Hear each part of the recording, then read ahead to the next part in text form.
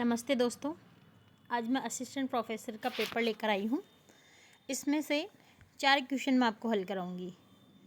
आप ये मत सोचना कि सिर्फ 4 क्वेश्चन ही हल करवाएंगे या इन 4 क्वेश्चनों में मैं आपको इतना रिवीजन करवाऊंगी कि आपको सारी चीज़ें आसपास के यानी 360 डिग्री एंगल पे सब चीज़ें समझ में आएंगी। इसी तरह से मैं आपको रोज़ 4-5 या जितना टाइम के अनुसार हो सकेगा उतने क्वेश्चंस करवाती रहूँगी। आज पहला जो क्वेश्चन है वो आप ज़रा ध्यान से पढ़िए। इनमें से आत्मकथा जो नहीं है वो बताना है। हालांकि ये प्रश्न बहुत इजी रहा है। आप देख सकते हैं इसमें कि पहले बाणभट्ट की आत्मकथा, दूसरी अर्धकथा, तीसरी एक कहानी यह भी और पिंजरे की मैना। तो आंसर हमारा 1 होगा क्योंकि यह आत्मकथा नहीं है। ये आपको अच्छे से पता है कि हजारी प्रसाद द्विवेदी जी ने उपन्यास लिखे हैं। उन्होंने कुल 4 उपन्यास लिखे हैं। अब मैं यहाँ 4 उपन्यासों की चर्चा करने वाली हूँ। अपनी यही तरीका रहेगा कि हम बात करेंगे और हर एक चीज़ पर पूरा 360 डिग्री एनालिसिस करते रहेंगे। तो आप देखेंगे हजारी प्रसाद द्विवेदी ने पहला जो उपन्यास लिखा था वो बाणभट्ट की आत्मकथा था। ये 1946 में लिखा गया उपन्यास था। यह उपन्यास जिसमें बाणभट्ट मुख्य पात्र हैं, निपुणिका और न्यूनिया इसमें 2 स्त्री पात्र हैं। इसके अलावा ये प्रेम के उदात्तीकरण पर आधारित उपन्यास है जिसमें हर्षकालीन सामाजिक और राजनीतिक व्यवस्था का चित्रण किया गया है। अब इतनी आपको डिटेल्स में क्यों बता रही हूँ, क्योंकि वर्तमान में परीक्षाओं का स्तर जो है वह बहुत ही गहराई तक जाकर पूछने लगा है। आपसे प्रश्न अभी तो सीधा सीधा पूछा गया है कि आत्मकथा नहीं है, आपने बता दिया। कल को प्रश्न आ जाए कि हजारी प्रसाद द्विवेदी का ऐसा कौन सा उपन्यास है जो हर्षकालीन साहित्य पर आधारित है, राजनीतिक व्यवस्था का चित्रण कर रहा है, तो आप फिर बता सकते हैं बाणभट्ट की आत्मकथा। तो इस तरह से प्रश्न को घुमाया भी जा सकता है।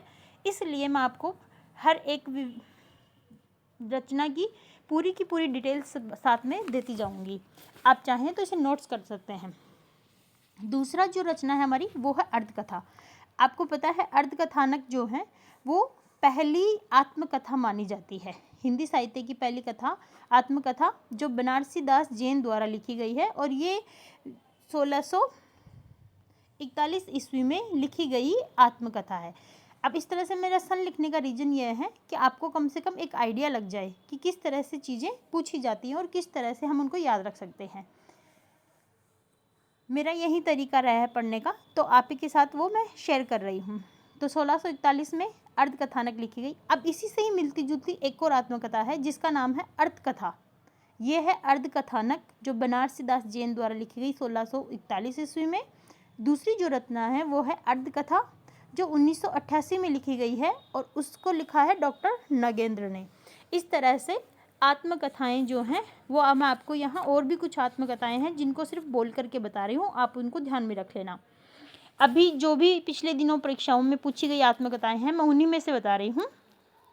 एक आत्मकथा पूछी गई है शिकंजी का दर्द, 2011 में सुशीला टाकबोरे द्वारा लिखी गई है।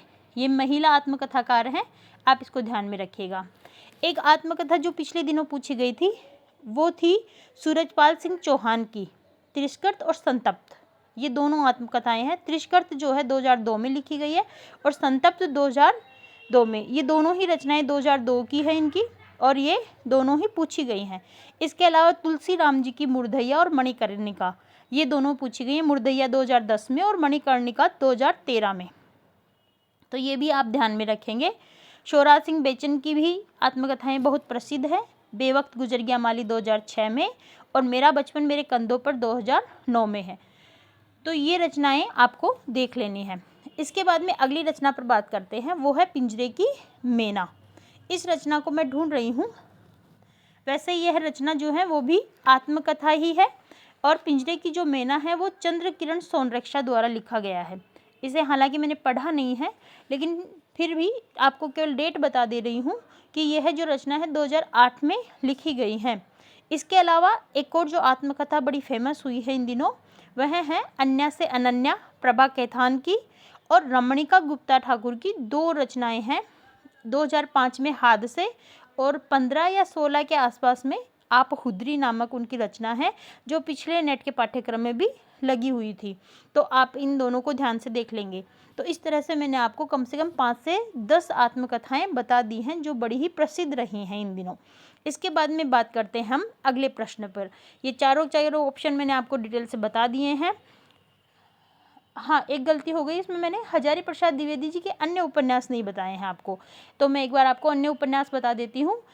पहला उपन्यास बाणभट्ट की आत्मकथा 1946 में। दूसरा उपन्यास चारूचंद्र की लेख, ये है 1963 में। और यह जो उपन्यास है ये सातवाहन और चंद्रलेखा की कहानी पर आधारित उपन्यास है। इसके अलावा तीसरा उपन्यास इनका पुनर्नवा है, पुनर्नवा, तो ये 1973 में है और ये लौरिकायन और मर्चकटिकम पर आधारित है।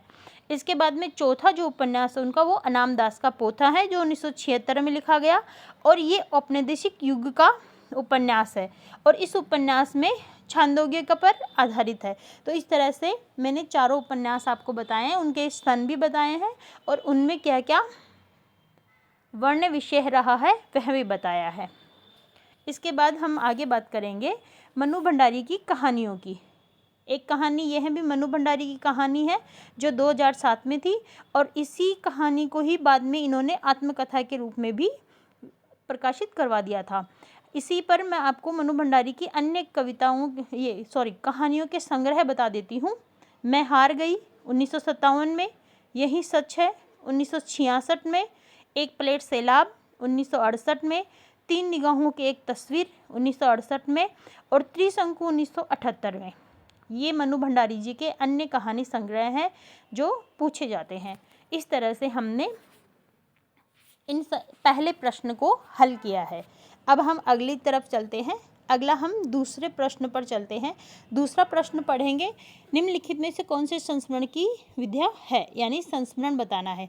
आपको आंसर अच्छे से पता है, जो नए हैं वो शायद नहीं जानते होंगे, पुराने स्टूडेंट्स जानते होंगे अच्छे से कि सिंहावलोकन जो है वो यशपाल की आत्मकथा है, जो 3 भागों में प्रकाशित हुई है, 1951 में, 1952 में और 1955 में। तो सिंहावलोकन एक आत्मकथा है जो यशपाल द्वारा लिखी गई है। आत्मकथाओं के बारे में चर्चा हमने ऊपर भी कर ली है और भी बहुत सारी आत्मकथाएं हैं जिनका वीडियो मैंने पहले बना रखा है, तो आप वहां से देख सकते हैं। एक प्रतिभा अग्रवाल की है दस्तक जिंदगी की 1990 में और मोड़ जिंदगी का 1996 में। एक कृष्णा अग्निहोत्री का आत्मकथा है लगता नहीं दिल मेरा।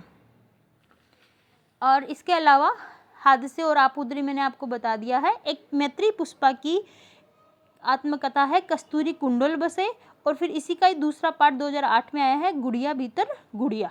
तो इस तरह से बहुत सारी आत्मकथाएं हैं जो मैं आपको बता चुकी हूँ। इसके बाद अगला जो हम बिंदु देख रहे हैं, आंगन के बंधनवार। आंगन के बंधनवार जो है वो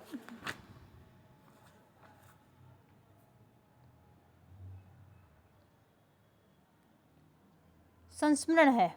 आंगन के बंधनवार यह एक संस्मरण है जो हमारा आंसर भी रहेगा, क्योंकि अरे यायावर रहेगा याद, आपको अच्छे से पता है। अज्ञे का यात्रा वृत्तांत है और यज्ञ का एक और यात्रा वृत्तांत है जो एक बूंद सहसा उछली 1960 में।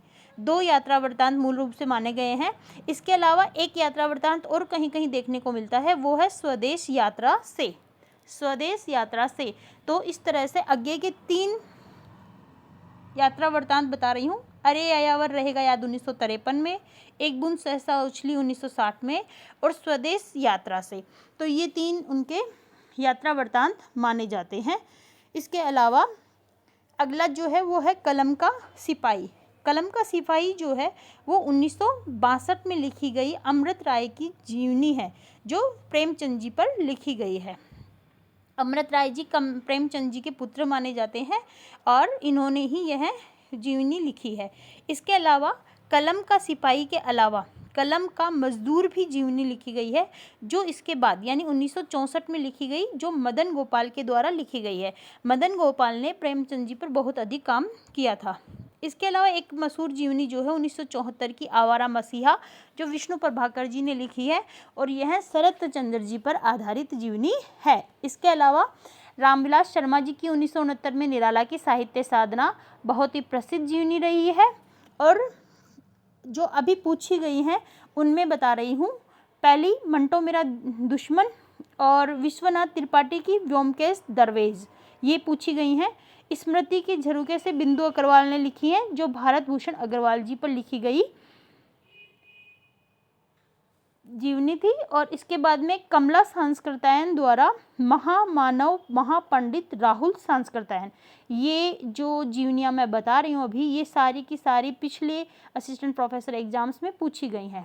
इसके अलावा एक जीवनी मरुभूमि का वह मेघ, जो घनश्याम दास बिड़ला पर लिखी गई जीवनी है, और यह लिखी किसने है? रामनिवास जाजू ने। इसके अलावा प्रेमचंद घर में शिवरानी देवी की जीवनी है, जो 1944 में लिखी गई, और यह भी प्रेमचंद जी पर लिखी गई है।